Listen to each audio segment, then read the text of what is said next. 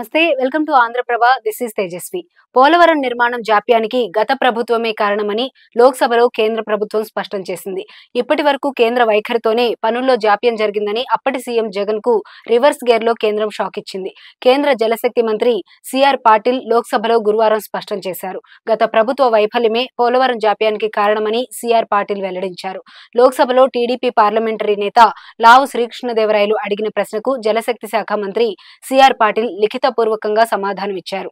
2021లో Hyderabad IIT నివేదికలో project ఆలస్యానికి కారణాలు పేర్కొన్నట్టు కేంద్ర మంత్రి స్పష్టం చేశారు.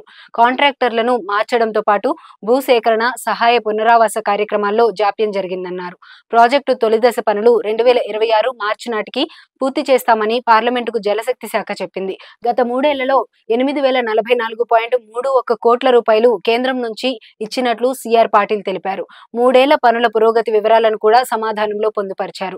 2021-22 నుంచి మూడేళ్లలో ప్రాజెక్టు ప్రధాన పనుల్లో 21% మట్టి పనులు, కాంక్రీటు పనులు కేవలం 5.3% జరిగాయని కేంద్ర మంత్రి స్పష్టం చేశారు. కుడి కాలువకు లైనింగ్ పనులు 1.72%, స్ట్రక్చర్స్ 0.39% జరిగాయన్నారు.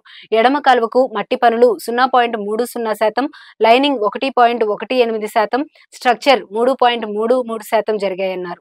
భూసేకరణ 0.22%, సహాయ పునరావాస కార్యక్రమం 8% జరిగిందని వివరాలను కేంద్ర మంత్రి వెల్లడించారు. ప్రాజెక్టు పనుల పరిశీలన, ఆలస్యానికి కారణాలు తెలుసుకోవడానికి 2021 ఆగస్టులో Polavaram project authority IIT Hyderabad నుంచి సహకారం తీసుకున్నట్లు సిఆర్ పాటిల్ తెలిపారు.